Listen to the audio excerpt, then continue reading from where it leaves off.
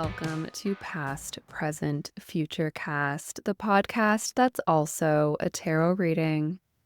I am your host, Maria Elena Pakulis, and wow, can you feel how intense the energy has been this weekend and at the start of this week? Because I definitely can. There's a ton of energy in the sign of Aries at the moment, including a new moon eclipse in that sign that went exact on the morning of this recording, March 29th. As an Aries rising, I am feeling energized, I'm feeling agitated, and I'm feeling ready to embrace the unexpected and the miraculous. Our card for the week of March 30th through April 5th is reflecting the fiery energy of this moment, as it is the 10 of Wands. In the deck that I'm using today, the Fifth Spirit Tarot by Charlie Claire Burgess, this card is depicted as a big, bright, burning bonfire. I actually just pulled this card in a client reading earlier today, and so much of what we talked about was the way in which we can use fire energy to protect ourselves from others who may be overwhelming us with their own bullshit.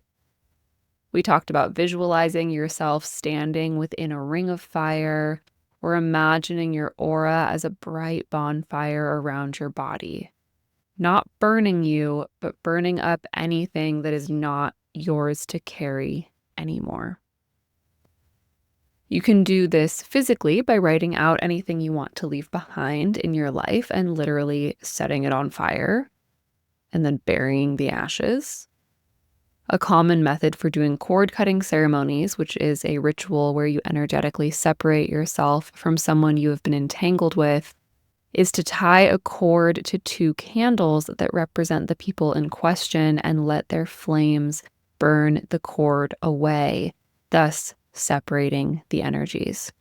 10 of Wands fire energy can also overwhelm. The energy of this Aries eclipse has felt really overwhelming so far. So if you are struggling with that at the moment, there's kind of 2 routes that you can take. If you feel like you really need to soothe and calm this fiery energy, then engage with water. Take a bath, stay hydrated and nourished with moistening foods and herbs. Personally, I'm feeling more called to give in to the fire. I'm kind of picturing myself as the Doctor from Doctor Who as they're regenerating with light shooting out from their body in all directions. Or the phoenix going up in flame before it's being reborn from the ashes. I'm letting that intense surge of energy and creativity drive my action and trusting that I am being pulled in the right direction so that when it all calms down, which it will, I'll be primed to grasp the new opportunities that are bound to arrive with all of this Aries emergence energy. Whichever avenue you take right now, just enjoy the ride. We'll be on the other side shortly? Question mark? Not really, but ride that Aries wave and we'll make it through one way or another. Despite the current fiery energy, our guest this week is actually all water, and we recorded this interview under the Pisces new moon a month ago. But before we dive into those oceanic depths, here's a little bit of housekeeping for the week. First things first, free Palestine. It is terrifying and incredibly foreboding that the US government is continuing to persecute people, specifically student activists who are visa holders, for speaking out against genocide.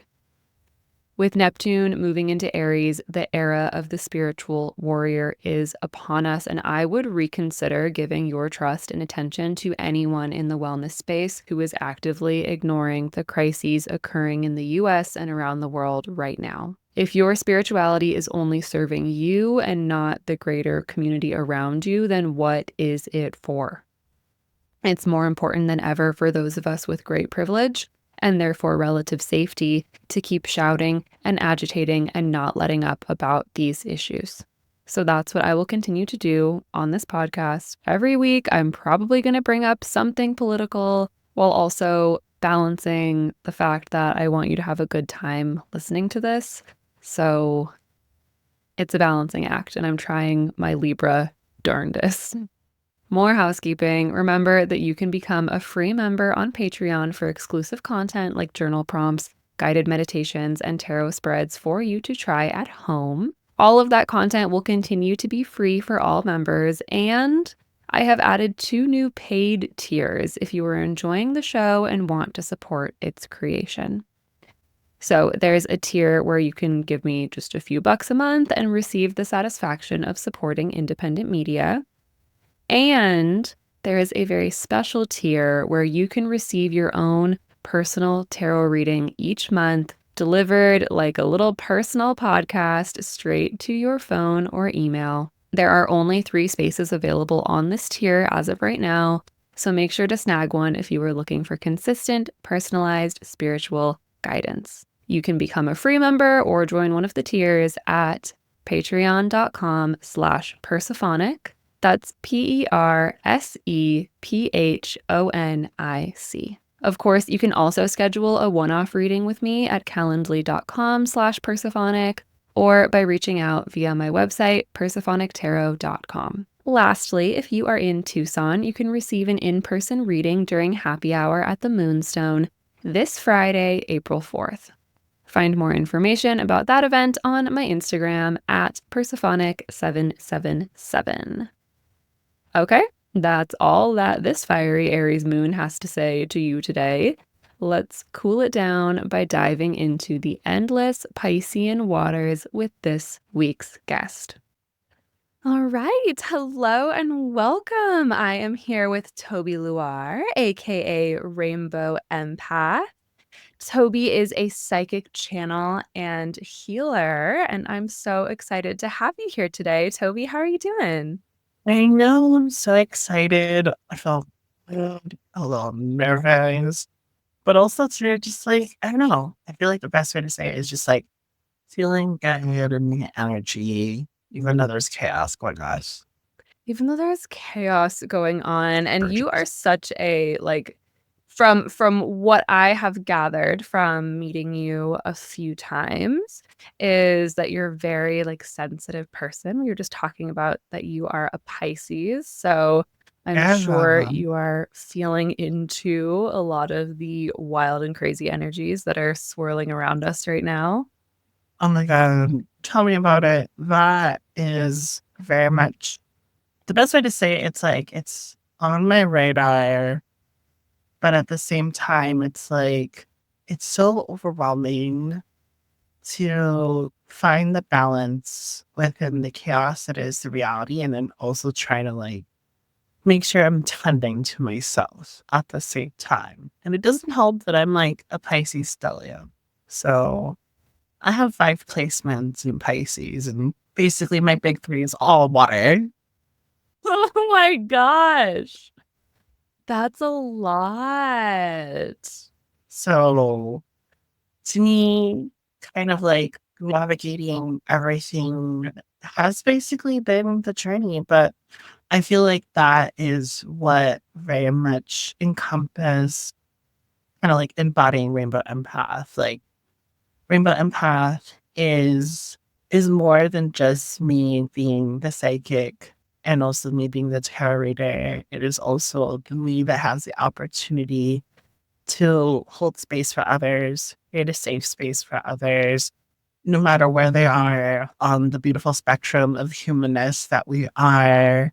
And as well, reminding us that we are not alone in this spiritual journey. So I feel like that is very much what I try to cultivate as a practitioner and as a business as well. Spoken like a true Pisces. It's all of that water is so the word empath gets thrown around like mad all of the Yes. time, but there's no way to not be deeply empathic when you have that many water placed. It literally, exactly. And it's in my moon and it's in my rising. I'm not a Pisces rising, but I'm a Cancer rising. So Cancer rising, Pisces sun. What's your moon place? Is your moon in Pisces too? my moon is in Pisces. Oh, so you are a Pisces new moon. You are the embodiment of a Pisces new moon, Yes. which we just had. This episode will be coming out, I'm guessing, early April. But this is February 28th that we're recording it. I love getting ahead of myself. As a Aries rising, as a big cardinal energy person, I love getting ahead of myself. So we're the moon, I think, is still in Pisces actively right now. So we're still we're still in that Pisces new moon, and that's you. That energy, like you are the embodiment of a Pisces new moon. How has this energy been feeling for you this week? I feel like a lot of like, even like just doing that breath, I'm just like, oh, I needed that. Like, I needed that breath. Oh my God. I feel like a lot of this energy has been very introspective. That's one. That has been like the main thing I feel like has been coming to my attention, is coming back to me, but also to, it feels very mystical. It also feels a little, I feel like the best way to say it is like a healthy level of disruption, if that makes sense. Oh, yeah. Like, I feel like there's no other way to say it but that. It's like there's a healthy level of disruption that not only do I feel for myself, but also too, I've kind of noticed it affecting the collective as well, where it's like we kind of need that little sprinkle of like, hey, are you taking care of yourself? Are you reminding yourself, like, kind of like little things? Are you reminding yourself to drink water? Did you eat today? Did you take your meds? Did you get some sunlight?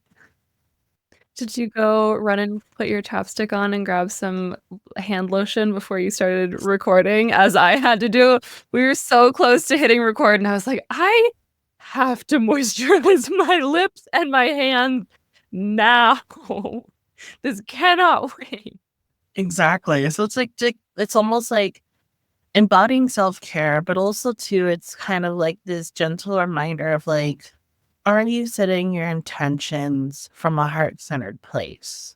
Because I feel like a lot of times when we look at new moon energy, I feel like a lot of us who are new to the game or new to spirituality are just like, okay, cool. So let me just manifest the biggest thing I can think of, especially because it's Pisces. So we got magician energy and moon energy. So let's just combine the two together. And I'm just like, whoa, hold on. Just because Pisces is magic and we're all about the dream state doesn't mean this is a great, I mean, not to say it's not a great time to go manifest, but we should be more intentional about what our manifestation is.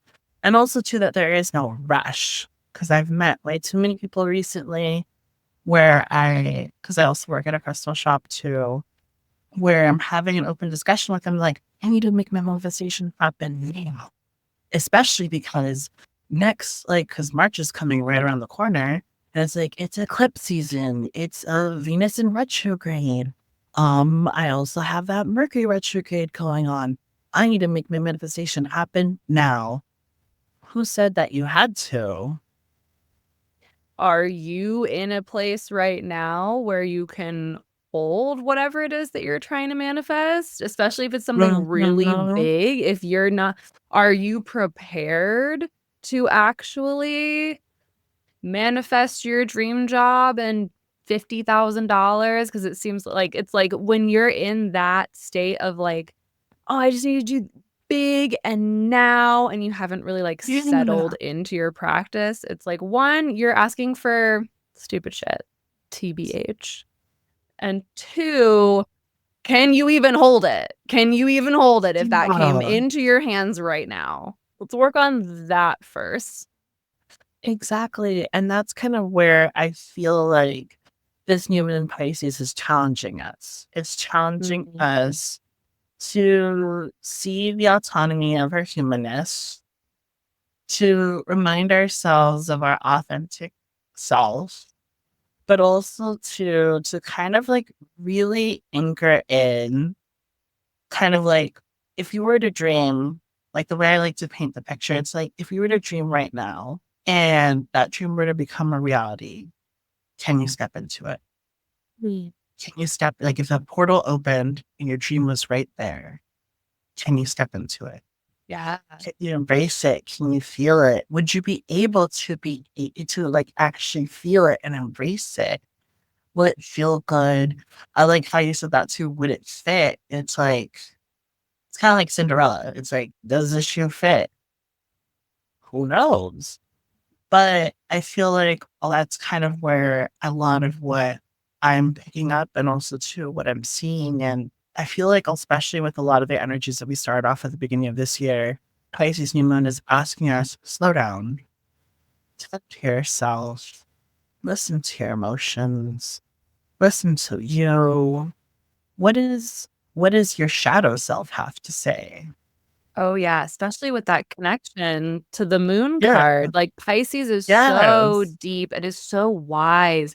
Pisces is like the culmination of all wisdom, of the collective unconscious. It holds so much and it's so deep that, yeah, it's really offering a lot to us right now. And it's fa it's really striking me. I mean, before we started recording, we were sitting here and I was trying to decide what deck we would use for this reading.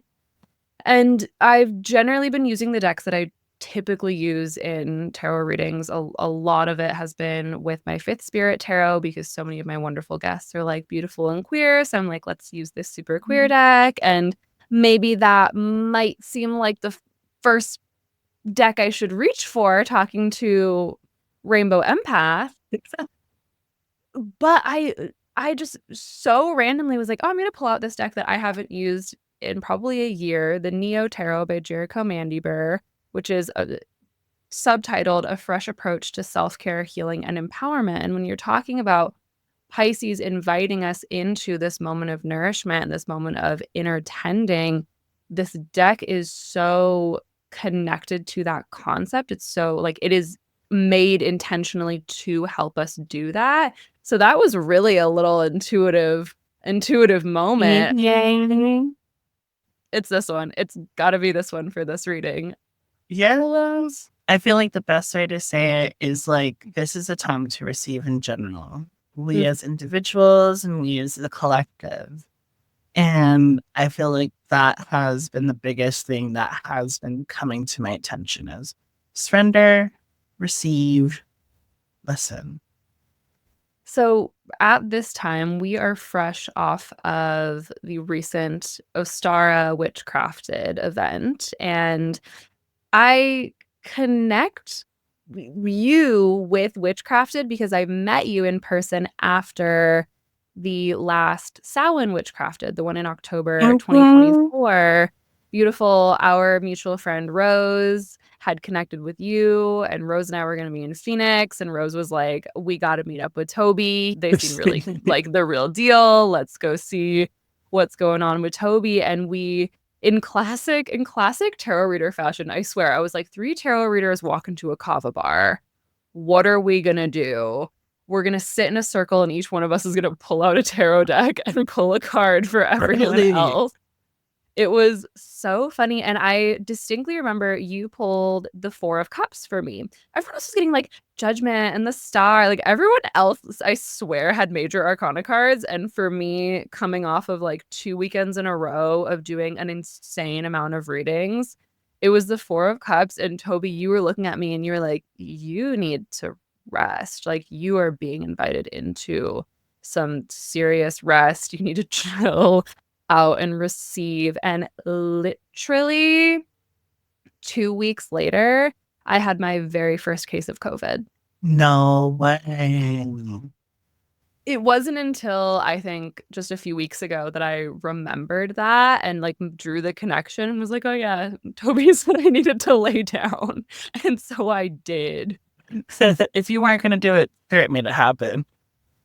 I caught it at the Queen Herbie concert, and Oh, I love her though.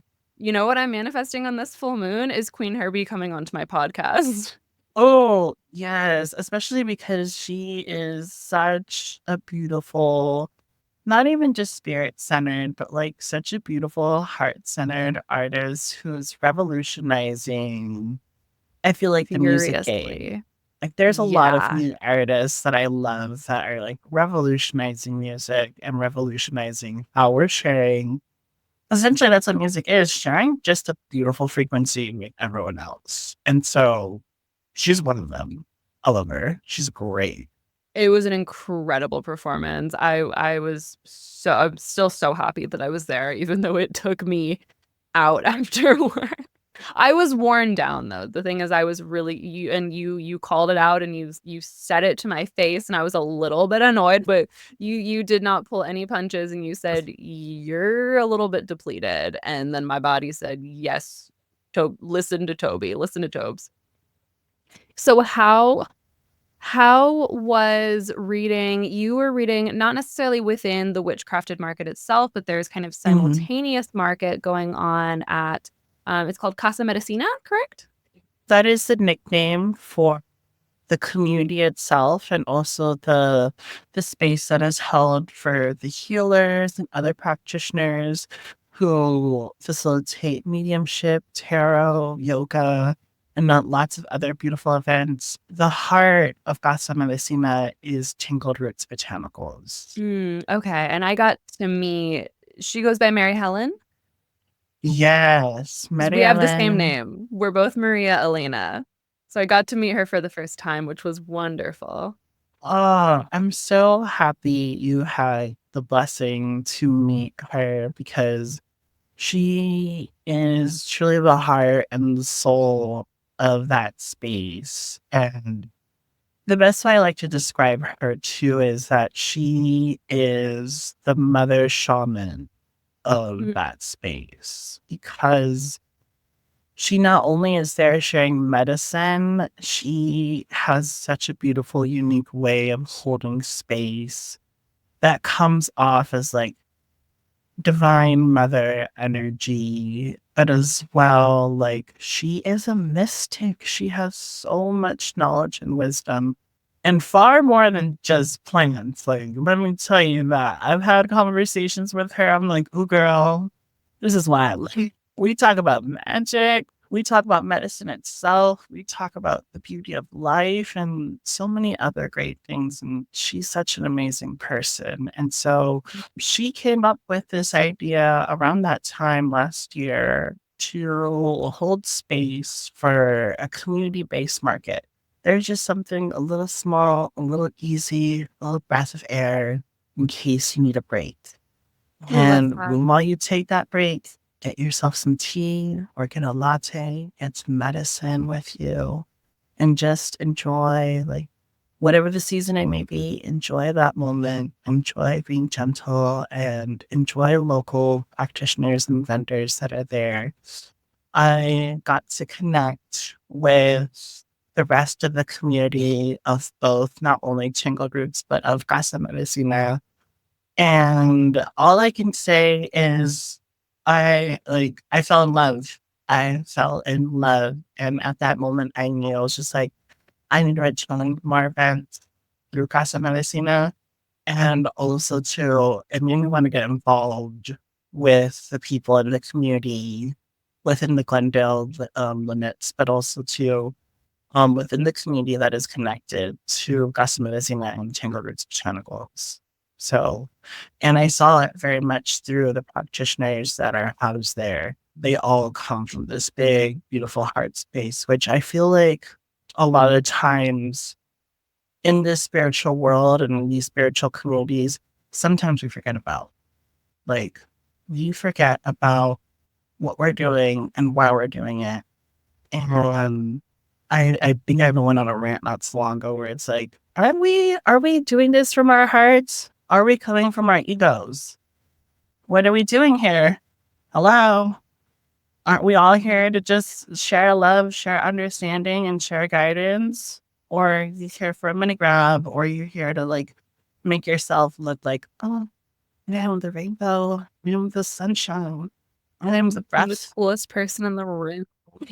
Yeah, literally. And I'm just like, okay.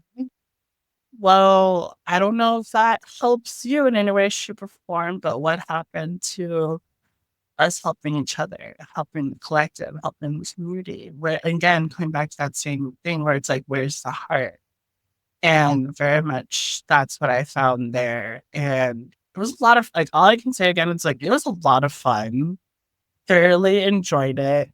Also too got to see some really amazing people.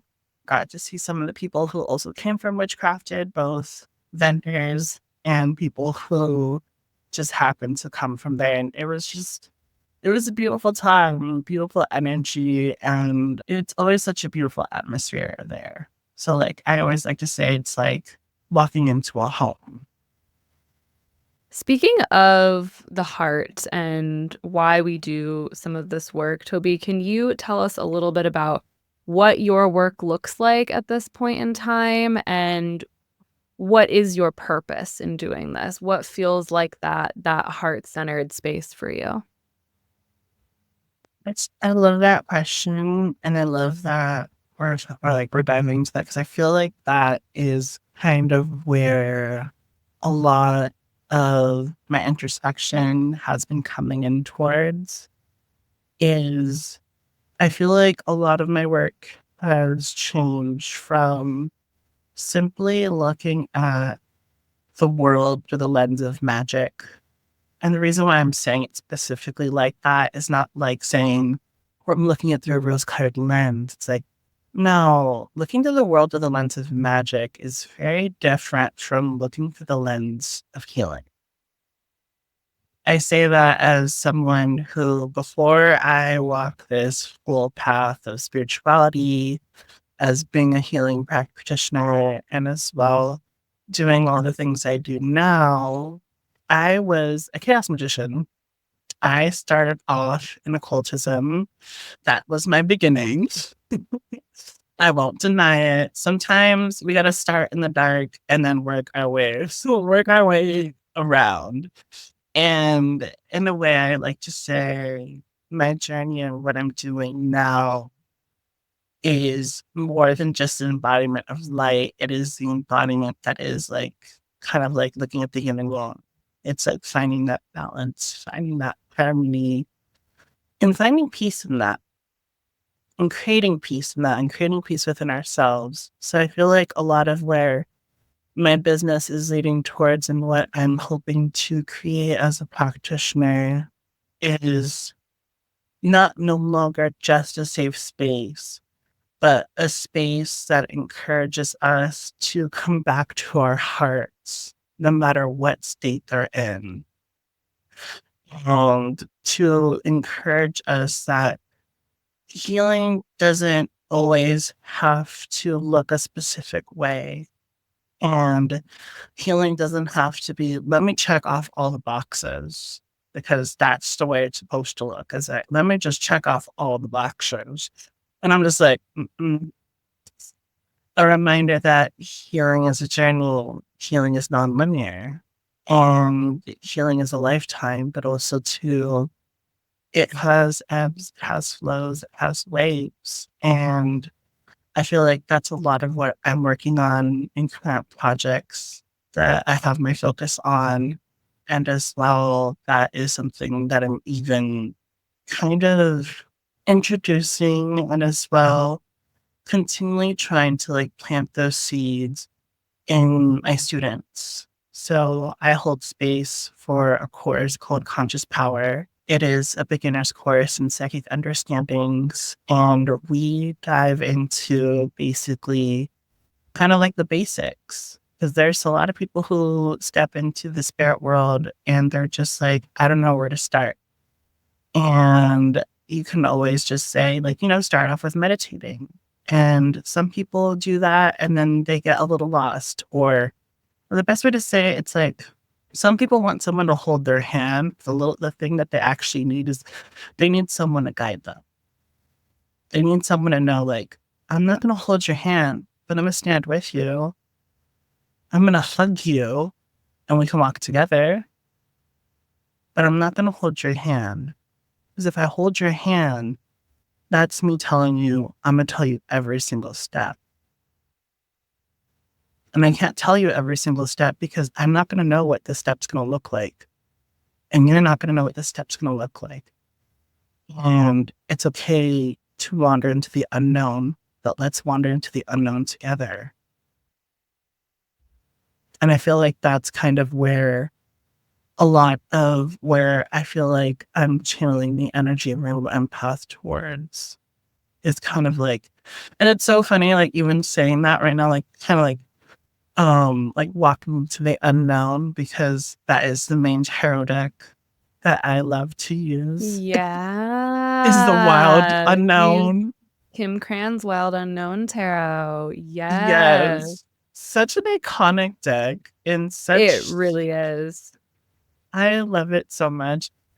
And I think about that deck a lot sometimes in what I do too, because of, in a way, I always like to say Chris Cran revolutionized tarot when she created that deck. She truly revolutionized it in the sense of also how we view the court cards. The court cards are no longer a hierarchy. It is a connection. And it is an evolution of growth, an evolution in our own healing cycle and the different stages we experience. Experiencing it as the lens of a father, the lens of a mother, the lens of a brother and a sister. And no matter what gender you may be, it's still all encompassing because we see that lens through the understanding of our divine feminine energy and our divine masculine energy. And I feel like that is like coming back to what I feel like I'm trying to bring to the table is like, again, no longer focusing on if this is what you truly desire, let's make it happen. Now coming at it as let me show you how to make your will into reality. Such a magician. Such a magician. Because I feel like that's how it is. That's kind of how I see it, is very much like when a lot of us step into spirituality, the first thing we look at is magic. And when we see magic in its raw form, and whether we understand it or not, magic in its raw form is our desire to become real. But when we come at from the perspective of listening to our awareness, coming back to ourselves, listening to our heart, and listening to the parts of us that are willing to step forward, whether they are light, whether they are shadow, bringing understanding, compassion to those aspects of ourselves, we are able to become conscious creators, which that's the goal in my program, is to become conscious creators. Thus, going with that sentence, may your will become your reality. May your will become your reality. Tobi, I am losing my mind looking at the cards that are coming, that are present here as I'm hearing you talk, because you're just like pulling all of the wisdom out of these cards and like putting it right on the forefront. So I turned over the cards for present because it's kind of where our conversation started, and then you started talking about your origins as a chaos magician. So I was like, oh, I've got to flip over the cards for the past. Let's maybe perhaps start there. And the cards that came up for your past and kind of like where it feels like you're rooted and grounded in your practice. There's so much talking about, you didn't use the word alchemy, but I hear you talking about this like blending and blending of many parts, right? Like you feel that, right? I And do, I do. That is one of the titles I do like to go under, is that I'm a spiritual alchemist. And the courses that I hold space for, we call it the Rainbow Empath School of Magic and Alchemy. magic and alchemy, there's so much alchemy and there's so much illumination, and like we've been talking about this Pisces energy and connected to the moon and the things that get illuminated like with lunar light, but I feel so much like solar light, luminosity from you as well, in how you're talking about this and how you are approaching your role as a guide to others through this process. So the cards that came up for the past were Temperance and the Sun. Ooh. And I Ooh. just see you quite literally in this card. Like that's Toby right there, blending and alchemizing these waters. And Temperance, of course, is really connected with, in a lot of ways, it is connected with the moon, because that water that Temperance is pouring and that Temperance has 1 foot within is the waters that we plunge fully into when we're in the moon. So there's this there's this role of holding and blending and introducing people to those waters in a way that's helping them to determine their will. The sun is so much about the will and about that like conscious direction and like understanding of what it is that you truly want, not on that bullshit level that we were talking about, if I want my dream job, but I want a bunch of money and I want a nicer, newer car. Like, what does the heart truly want? What does you on a soul level? Like, what causes you to like actually shine and find joy and radiance and peace as well? I feel like both of these cards are really strong in their connection to peace. So those are just like screaming at me here as you're talking. That is so awesome.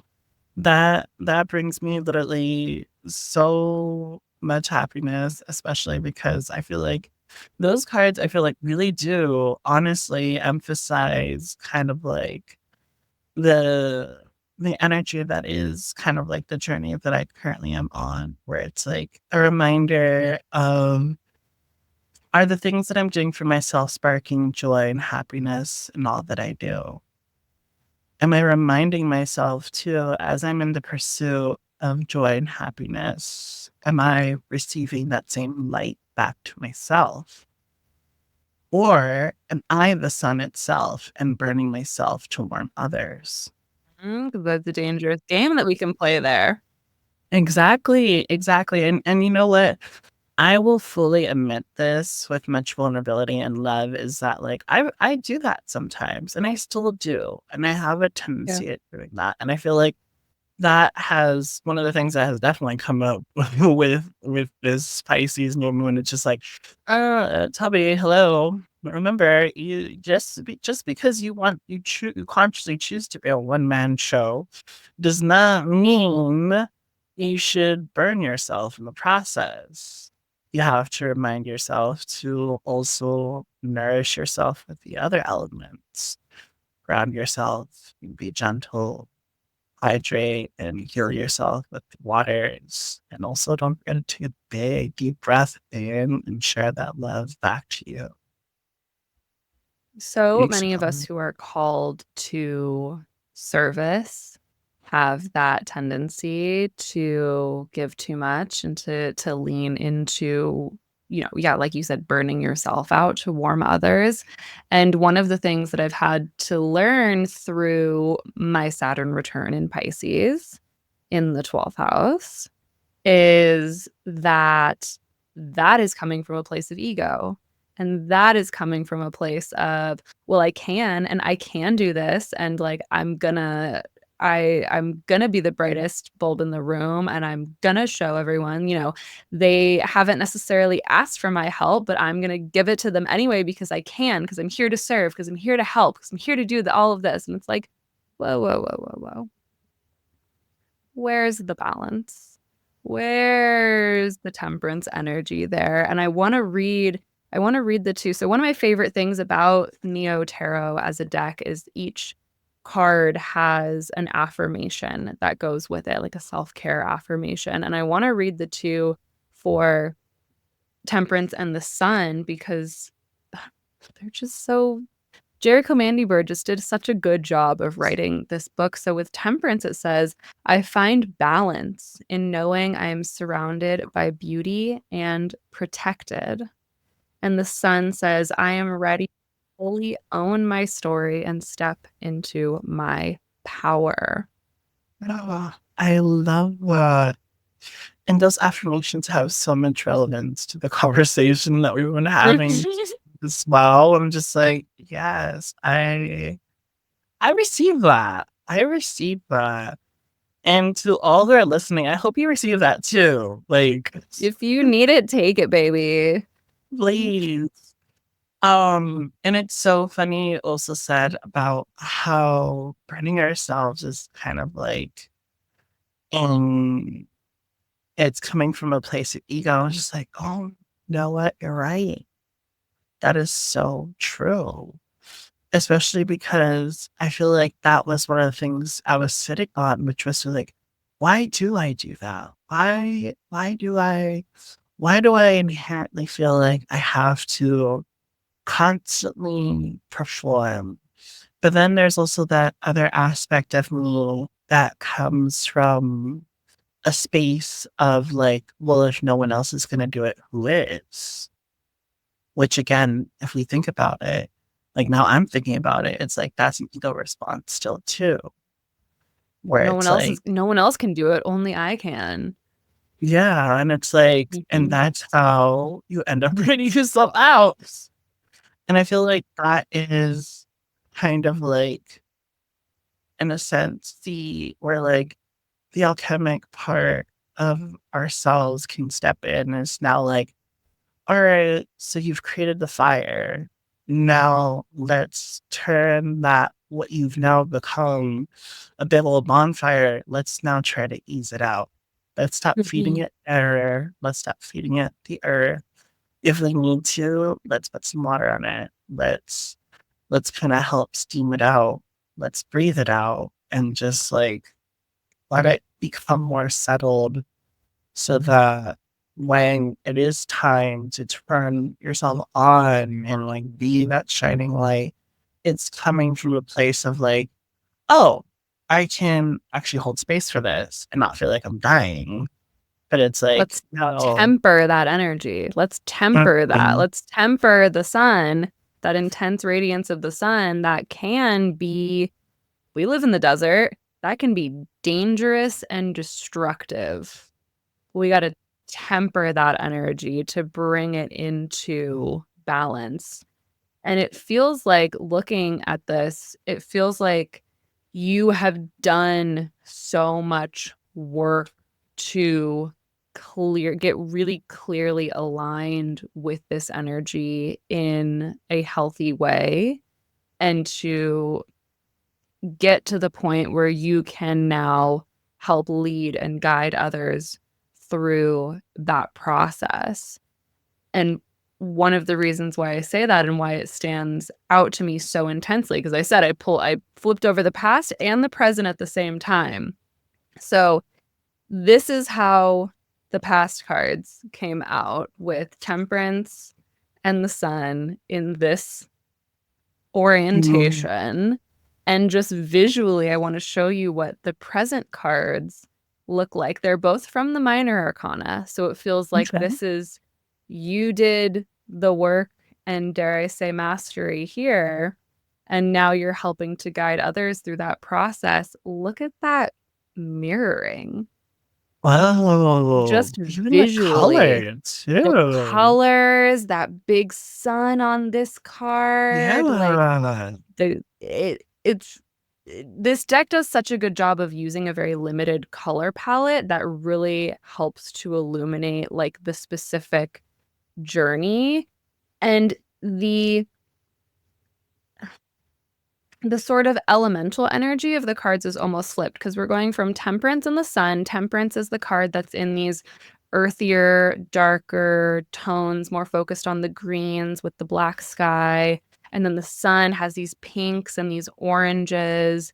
And then the cards that came up for Present, the one that has the earthier, greener tones mirroring Temperance is actually a fire card. This is the Seven of Wands in this deck.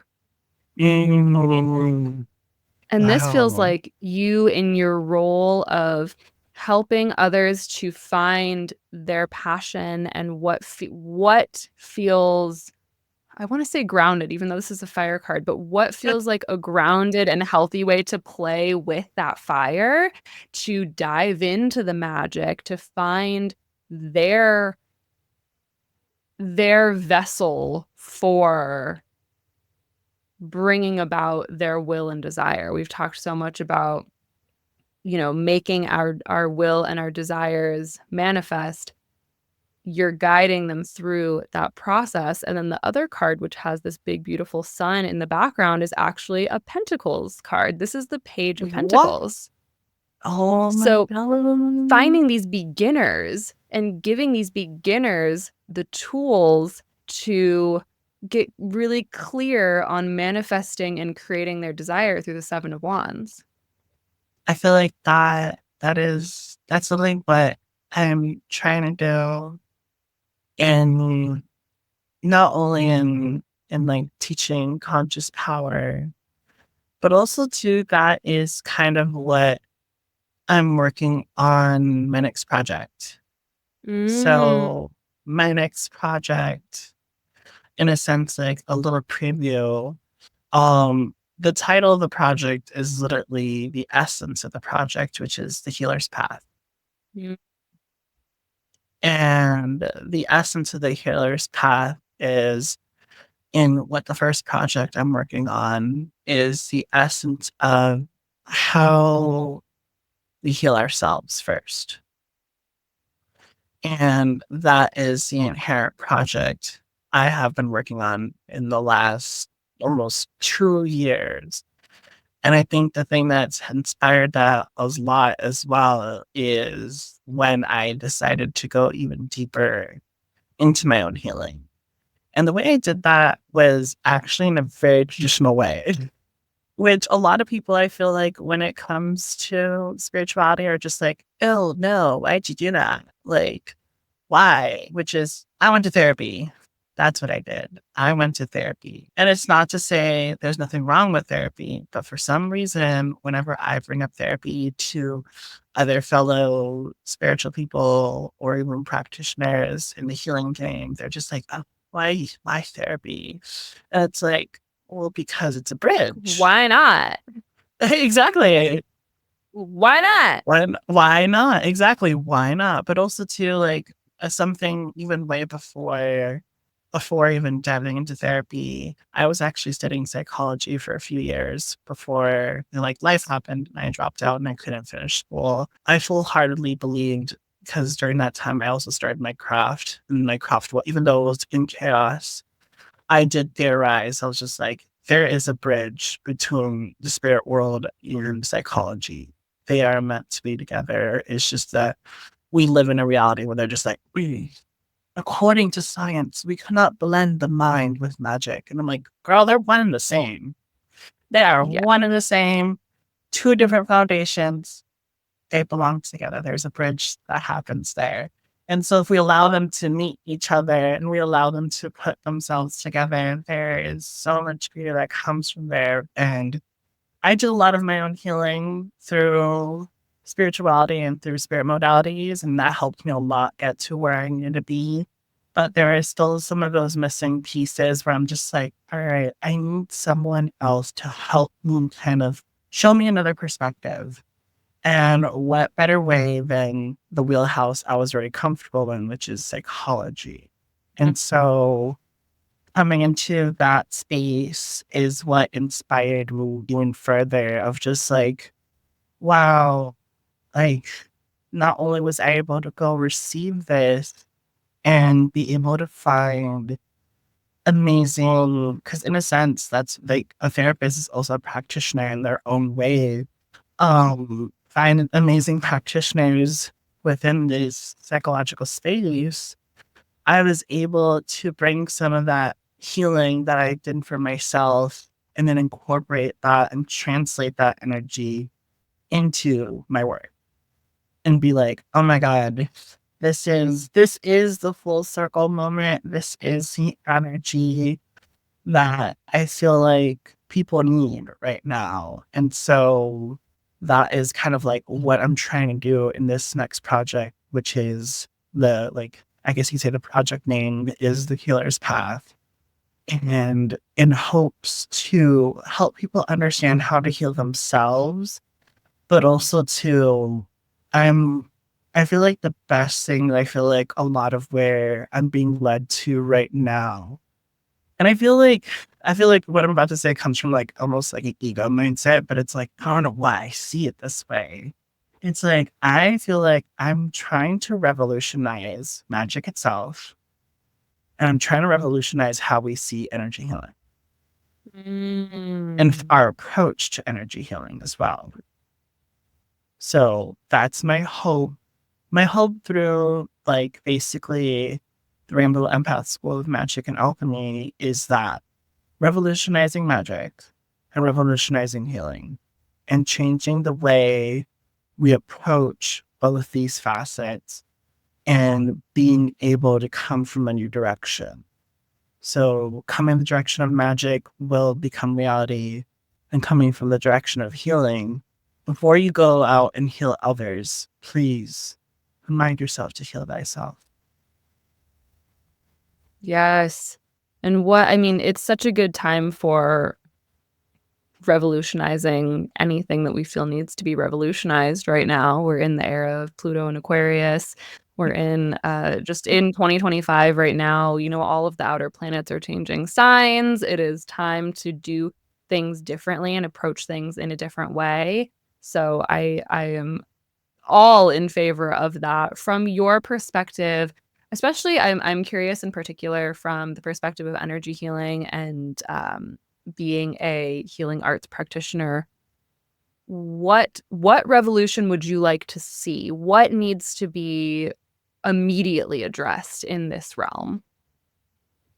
Ooh, I feel like when things first start airing, it is reminding ourselves as healers to give ourselves a break.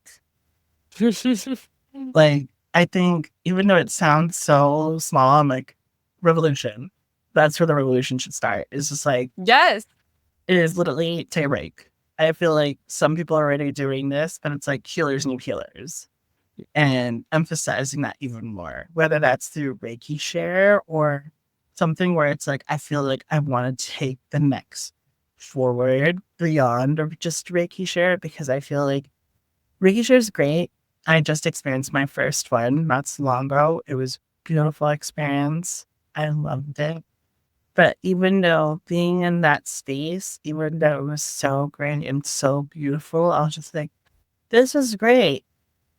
But we also still had to use our own energy to help each other. So, can we have, in a sense, something different? Can we, as we revolutionize this, can we do something that helps us pour into our cups first, collectively? Can we do something to remind ourselves to pour into our cups? Or is there an activity that we can do to pour into our cups first? Whether that may be like, I don't know, I just randomly thought in my head right now, it's like we all gather in a circle, restructurize water, and drink it together. I was imagining, I was like, all the practitioners get together, we get in a body of water, we get in the pool, and we just work on ourselves. Yes. And but at the same time, because we're doing that energy, yes. And because we're all doing it individually, it's all rippling out. Like there's that Yes. metaphor I very much like to use not only with my students, but also to the people I work with. when I'm doing facilitating healing is I always tell them, when you focus on you and you tend to yourself and you're doing the work, you become the drop. You become the drop within this conscious ocean. And from that drop becomes the ripple, and that ripple becomes waves. Those waves get to wash over the rest of the collective.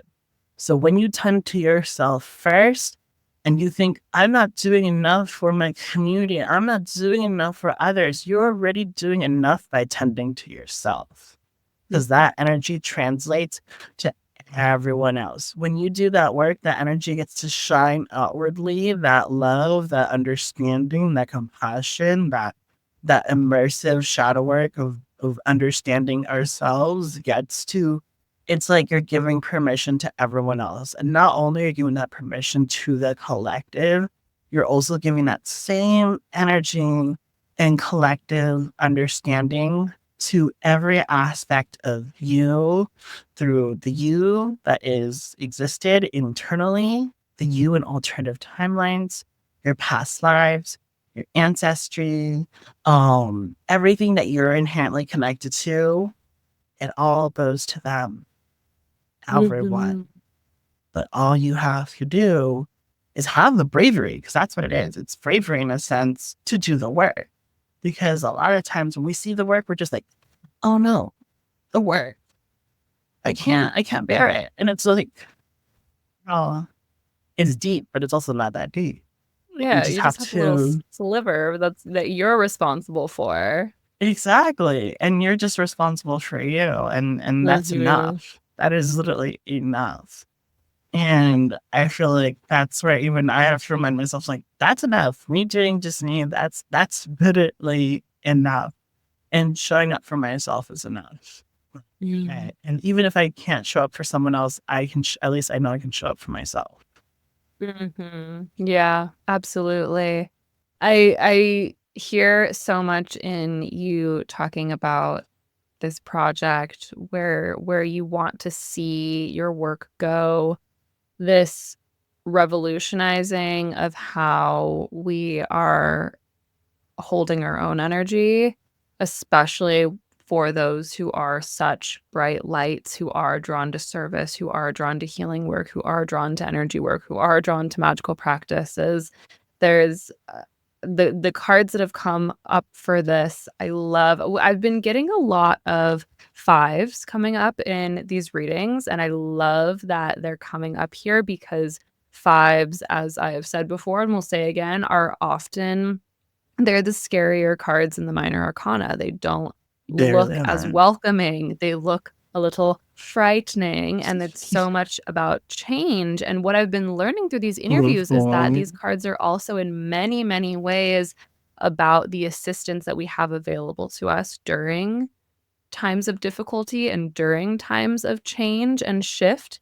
Because for you, I feel like you're putting out the intention of like guiding folks to find the assistance that's available for them as healers so that they don't burn themselves out. And we've got the Five of Pentacles guiding to find this assistance with the 10 of Wands so that these bright lights are not burning themselves out, so that they are capable of holding all of the wands that they're capable of holding. Each set here for you of these cards, past, present, future, has fire and earth. Temperance as a card is associated with pretty much every element. I'm calling it earthy because the visual that we're looking at today is so earthy. But there's the other two, it's wands and pentacles, fire and earth in each of these situations. And there's so much of like grounding and approaching very practically this work of manipulating energy. Because at the end of the day, that's what magic is. We're manipulating energy. At the end of the day, that's what energy work, healing work is we're manipulating energy and our energetic fields. So you are just right in that work, my friend.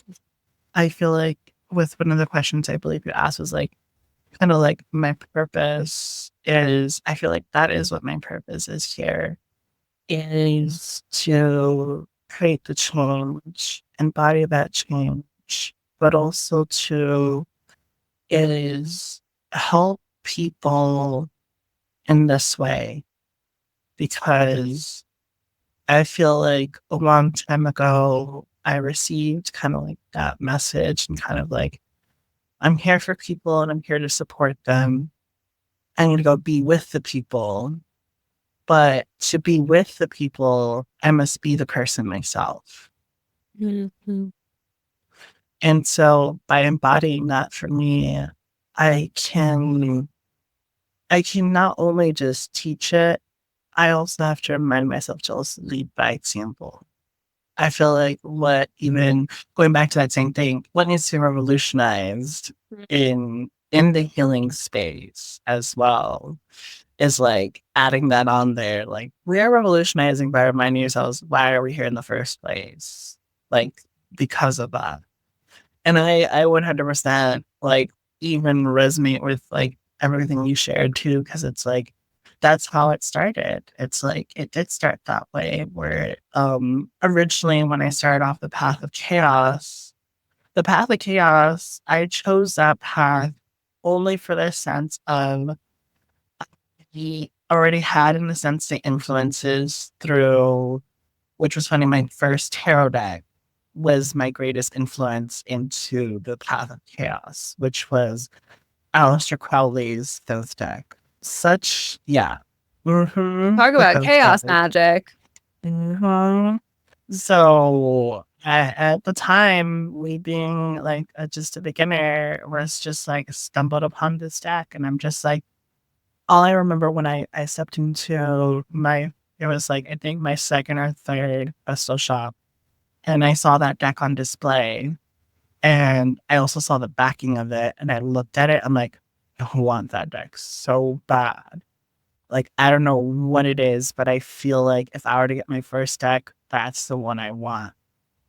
And at that time, still holding a lot of religious trauma, holding a lot of like, oh my God, I probably shouldn't do that. That is so wrong. I was just like, I don't know if this is something for me. And it wasn't until a group of friends at the time that I used to associate myself with. I guess the best way I can say it, it's like the old witches rule. I don't know if you've heard like the old witches rule of like when you get your first tarot deck, it has to be gifted to you, which is ridiculous, by the way. Is totally insane. It's so ridiculous and it's so wrong. And also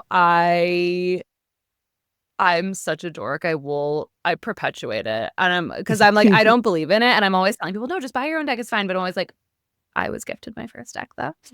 Same, exactly, same. Like, but I was. So And it's exactly the same thing that happened to me in my very first deck.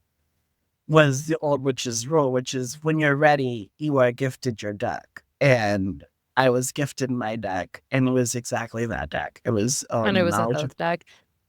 The people who start with Thoth tarot users are built different, and I'm scared of you. Oh, I totally understand it too, because when I eventually did step into the tarot game and did like actively meet other practitioners, and I told like so many practitioners, like so many tarot readers, I'm like, yeah, that was my first deck. They all looked at me like I was fucking psycho. They're like, you okay? Like Why? and not even that. I even told them like I taught myself tarot through That's intense because like it's I didn't grab any books. I didn't do anything. I literally just raw dogged it and like literally just went through the deck and the guidebook, and that's it. Everything was just me building a full communication with the deck and also kind of like going to the guidebook. And even then, I wouldn't listen to everything the guidebook would tell me. I would just follow along with what the deck was speaking to me. And in the process of that, of me sharing this energy, the deck became alive. And then the deck had its own voice. And from that, that's when like I even started hearing, I guess you could say, like the whispers of the deck where we're just like, I'm magic. And I'm like, what do you mean? It's like, where I feel like a lot of people within the tarot community theorize Aleister Crowley has left secrets in that deck. And I can tell you for a fact, as someone who did start off with that deck, there definitely Someone are. who's found the secrets in there. Yeah. And It's a spell book. it, It's literally a spell book. for those who aren't familiar, so all of the decks that I have used on this show so far and that folks see when I'm working with tarot are going to be inspired by the Smith-Waite tradition, by the artwork drawn by Pamela Coleman Smith and the interpretations and writings of Arthur Edward Waite.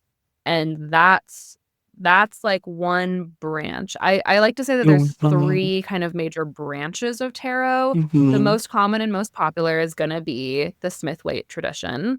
We've got the Marseille tradition, which is Mhm. much more minimalistic. We're not using figurative images on the pip cards or the minor arcana cards. I love a Marseille deck. I can fuck with a Marseille deck because of the way that I've taught myself to read, which is connecting numerology and the elements. Can totally fuck with a Marseille deck. And then the Thoth tradition is like much more, it's less removed from the esoteric origins of tarot, which is these secret ceremonial magic societies where people were full on, you had to be initiated into different levels. They're wearing robes, they're probably wearing nothing some of the time. They're doing all these like secret magic traditions, which is cool. I fucks with it. But when practically, when you have the decks together, like the Smith-Waite traditions, beautiful figures. We've got a horse and a Yeah. sun and a person pouring water. We've got Mhm. wands, and the Thoth decks are just, they're much more abstract in their imagery, and they're Mhm. much more, how would you describe like the difference in images in a Thoth I deck?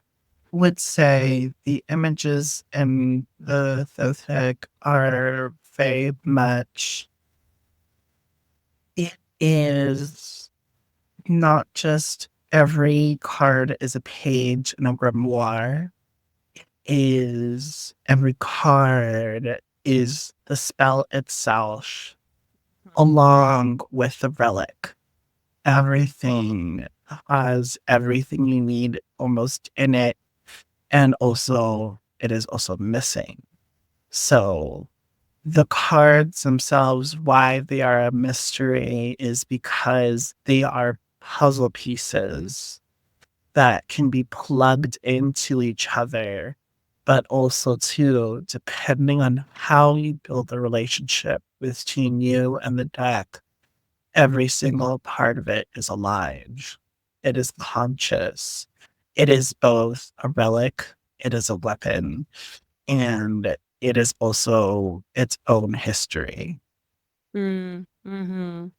Yeah, there's so much symbolism and sacred geometry and There's also reference to like old relic. Like that's like relic is one of the big things I feel like is a big part of the Filthian deck is that there's relic energy. And like you can especially see that with the Ace of Cups, the first card you showed, which is, I feel like, very much based after the Holy Grail mm.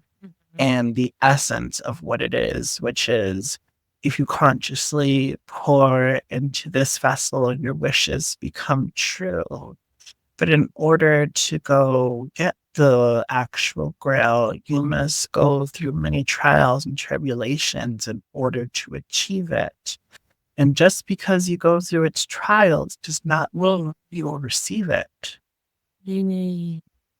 Because that's the other reason why that deck, in a sense, is it is a mystic, a living mystic, because it is coming through the understanding lens of almost like the lens of old mythology old legends and stories, relics that witches and practitioners and occultists know of are in this deck, but also too we see within the oldest form of magic that I feel like specifically some occultists love to reference back to is ancient Egypt, and as well going even back to Samaria and referring to these old forms of magic because this is where we see some of the historical dating back to.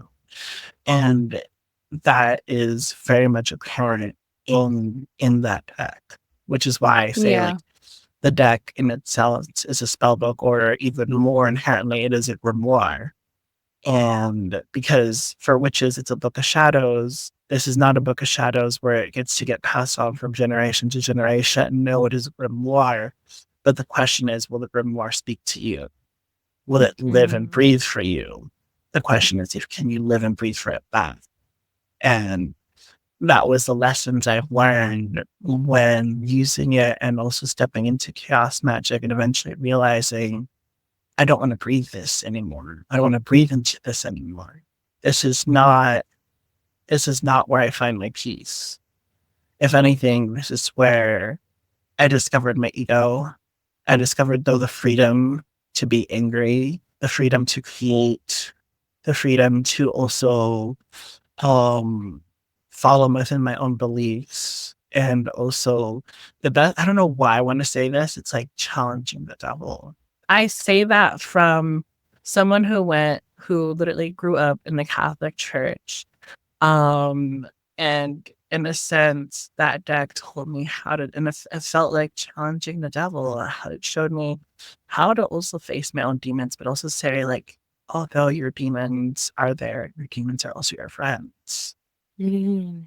They are your allies. They are your allies, and you can see them in two different lenses. The ally that is something you learn from and you make peace with, or they are the ally that you go create the same poison that you want to drink. It's interesting that you say that, and I know we have to wrap up this conversation soon, but it's so juicy because I feel like so the Thoth deck, Aleister Crowley and Arthur Edward Waite were coming up at the same time. They were contemporaries. They created these decks at very So similar true. times in history. So And from the same order. Yep, so same from the Order of the Golden Dawn. It's really interesting. I love teaching I teach a history of tarot class. That's like my introduction to teaching tarot, and it's so fascinating. But it really does feel like the Thoth deck is the closest to kind of the intention, it's the closest to like true hermeticism, and the hermetics Mhm. pulled from their whole thing was pulling from the most ancient texts that they could find in order to determine like universal truths and how to conduct their magic rites. But it's interesting that you say the devil, and that, the Thoth deck helps kind of introduce you to that, because I feel like in the Smith-Waite deck, the card that has the most similar energy to the energy that the entire Thoth deck carries is the Devil card in the Smith-Waite deck. I feel like holds a lot of that really intense symbolism that gets you closer to those that more chaotic truth, or that essence that the entire Thoth deck kind of brings. It has those Easter eggs. It has those like Mhm. hidden symbols and messages in it, and that's why it's one of my favorite cards in a Smith-Waite tarot deck, because I have learned from the devil, and it did really choosing to embrace the devil archetype was probably one of the most significant steps along my path in terms of like cracking myself open and actually learning how to step into my own power. So I love that connection Mhm. there. I love that. And honestly, that's why I always tell people too, like when they meet me and like, I feel like a lot of times most people just see, they're like, oh my God, you're just a beautiful ray of light and healing. And I'm like, girl, little did you know, I did not start there. The brightest lights cast the biggest and darkest shadows? No. And from those shadows, I dived into them and I still do. And the only thing is, the way I dive into them now is not the same way I approached my old practice. I dive into them now in hopes to understand them, in hopes to love them, in hopes to bring them peace and be like, hey, I know where you're coming from. This is now where, like, this is the approach now. In a sense, I will hold your hand because as a practitioner, I won't hold anyone's hand. But for myself, I will, It's because you. Your shadow it's is me. you. Yeah. Exactly. I'm like, and you're gonna, and like, in a sense, telling myself, like, you're gonna need that hand. And know that I'm gonna be with you. And that's that temperance that truly it feels like you have deeply, deeply learned that lesson of combining, uniting, unifying you as this brilliant, bright light and the parts of yourselves that are living in shadow and that are coming from the same perspective. Like it is one and the same. We can't separate it, yet so much of the world demands that we do. And so you Mhm. have really brought that union back together, and the light and shadow aspects of you can grasp hands and skip through the twilight together, because that's, neither under the rays of the sun nor the rays of the moon, but both. It's both and. Into the wild unknown, literally. Into the wild unknown, bringing it back around to your current favorite tarot deck. I love that. Well, Tobi, thank you so much for having this conversation with me. This has been a blast. I've loved taking a look at this. I'm so excited about your projects, your classes, your mentorship. Where can folks find you if they're interested in your work? I feel like the easiest way to find me, because I feel like that's where I put a lot of my, like, I guess you can say, like, my ends are all in one basket still, is you can still find me on Instagram as Rainbow Empath. That's the easiest way to seek me out. And if you are an Arizona native and are in the Phoenix area, you can see me wandering about Phoenix. And so if you see me, catch me with love. But Don't that's catch a these lot of hands. words. Yeah, catch me with love. Don't catch his hand.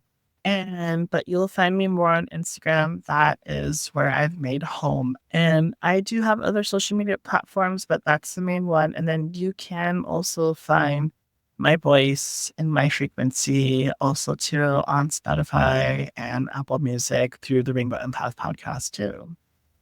I need to listen. I didn't know you had a podcast. Yes, I do. The only thing is she has been in her resting state due to the fact of, like, last year was so much that I didn't get the chance to continue, but currently I'm going to be reviving her for my ongoing series, which is basically my podcast episodes of me sharing my story as, like, becoming a practitioner and also my journey through my spirit, like through my spirituality and how I became to be the practitioner that I am today. And that autobiography podcast series is called Becoming a Rainbow. And so that is my story. Literally, not only how I became the Rainbow Empath, but also too, it is my journey of basically being a sensitive soul and how I am discovering myself. And there's so much more to learn about Tobi. We didn't even get into your crystal skull activations. We No, didn't even get into, like, dragon work. there's so, oh my gosh, there's so much more. So if you liked hearing from Tobi, if you liked some of this conversation today, please check them out on Instagram at Rainbow Empath. I will definitely tag that in the show notes here. And yeah, hit them up, because there is wonderful magic to be found. And it sounds like I also just want to clarify, are your courses that you do, are these in person or can folks anywhere access them? Anywhere around the world, wherever you may be, you can access Conscious Power virtually. Currently, we're doing it season by season. So we're about actually the new season's actually about to start next week. So March 3rd. So it will have started by the time this is out. For when this is out, it has already started. But if you follow my page, you will see when the new seasons come out and any other courses to be. I like to keep things virtual because sometimes we all can't meet in the same place. And what Yeah. better way than the tool that we have been given is this virtual space. And so Aquarian magic here. yeah, so we meet virtually, and I'm currently trying my best, working with what I have to create this program also 100% virtually. So in case I am not there to teach it, there is like this is a speculation. I don't know if I will make it happen, which is turning my program into an ebook. Isn't that the goal? I'm there with you. We can send each other some little Yeah, I was manifestation like, magic on that. I'm like, ebooks, I you want to do an ebook. You got this. You got this. Out there. You got this. Amazing. Well, once again, thank you so much for this conversation, Toby. This has been an absolute joy. I feel like I have been bathed in the rainbow rays coming from your brilliant, brilliant light. I hope you have a wonderful rest of the Pisces moon during Pisces season. Happy birthday. And to those who are listening, thank you for joining us today. And as always, happy shuffling.